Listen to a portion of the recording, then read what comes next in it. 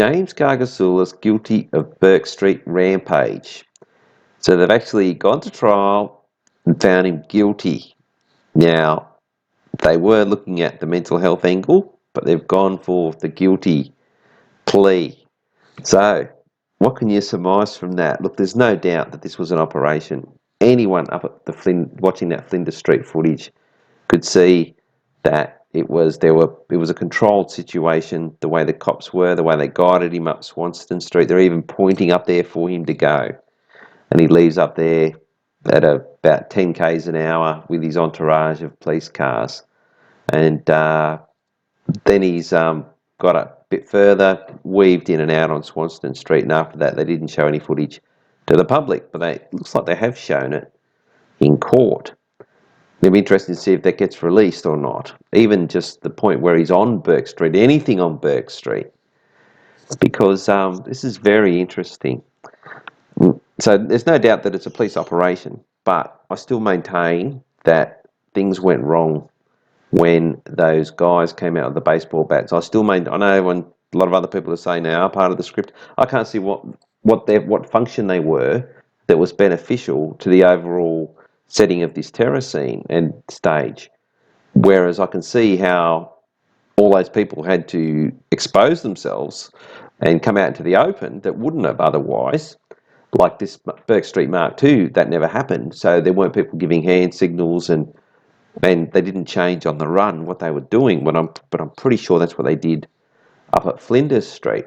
I mean, I think that was meant to be a standoff. I think he was meant to stay there for another even 10 minutes, just not even doing donuts, just stopping and, police negotiating and what have you, and then he ends up going up Swanston Street, something like that. They had so much opportunity to block off that intersection, they didn't do it. And in fact, they kept Swanston Street open, and they easily could have blocked that off, just put road spikes, done anything, but they wanted him to go up Swanston Street. So, and they guided him up there. And the blonde hottie, the guy in the white jacket and green shorts that signals to him, the big fat guy that's on the corner when all the cops are letting him get there, standing back as he gives directions. Look, this thing was an absolute operation done by the powers that be. And I thought, like a lot of other people, it was going to go down a path of mental illness.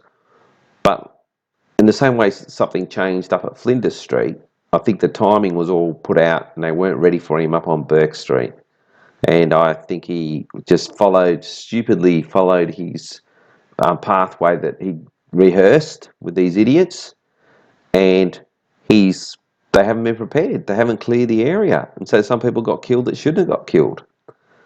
And that's the footage that they've shown. If you come down here, it says, okay, just before I get to that, today the jury formally recognised, so that means that's it now, everyone else is off the hook.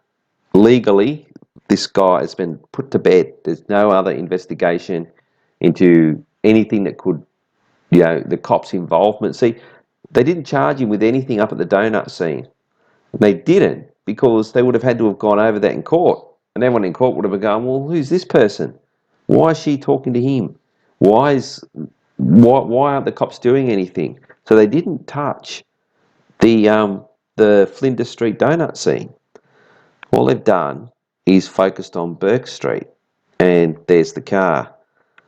And it's interesting down here. Now, I didn't go to the court. I'm not going to any more courts. ISIS is coming up on 2 days' time, but I'm not going to it. It says down here, during the trial, Director of Public Prosecutions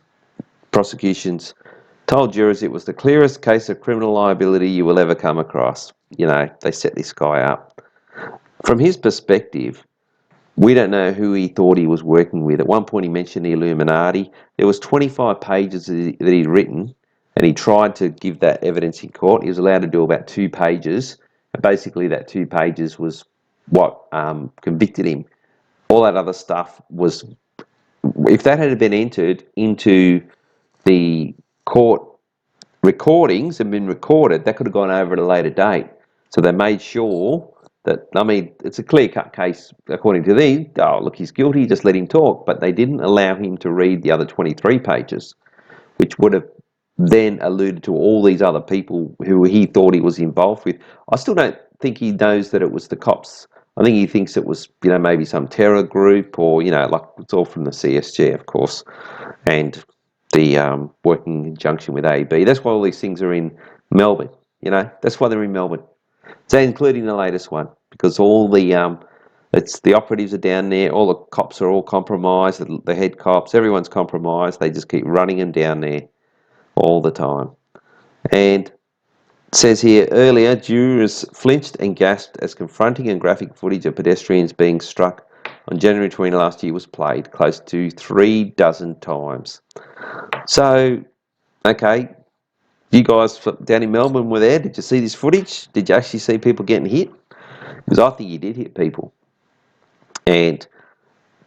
But he's because he was stage managed to that point, there were a lot of other people that could have been prosecuted in regards to this, but they've just said, no, he's worked alone, which he didn't work alone. He worked with the cops, but not that he realised that they were cops. And yeah, that's how come they've come up with this guilty. Now he'll just be put away. He might even die in prison. I don't know what his sentence is going to be, but they got him now, and he's locked up. Back when they arrested him, who knows what they were telling him. It's all right, Jimmy, if he thought it was the cops, and they let, it's just going to be mental health, they couldn't put you away for this. No, they purposely got a guilty conviction without him reading the rest of his 23 pages. So that's it. Court proceedings over. It's all put to bed. No more questions asked. Mind you, it cost them a lot of money. Did you see my video on how much it cost? About $200 million to pay off everyone. You had all those cops putting in compo claims. This was just, But look, they got away with it. They got all their laws in that the public is totally fooled that this was totally real when it wasn't. But yeah, I think those guys up at the baseball with the baseball bats, I think they threw everything out. I think Jimmy was meant to have stayed up there for a whole lot longer, and that was meant to be probably meant to do some other stunts, but it got called off when those guys got involved because the cops could no longer. Once the public gets involved like that, how can they sit back and just let them do that and not do anything? That's why they panicked and they sent Jimmy up early, and they radioed ahead, and they just didn't get it ready. Didn't prepare the stage. You had the Flinders Street stage setting, and you had the Burke Street stage setting. All the actors were there laying down, all the fake ones with the shoes and everything. That was all set up, but they didn't clear enough of that area. And yeah, a lot of people fucked up. And that's why these 6 people died. But now legally, it's all just been put down to Jimmy. Okay then. I don't know what you Melbourne boys are going to come up with this. I'd like to see your videos. That's my summation. Okay.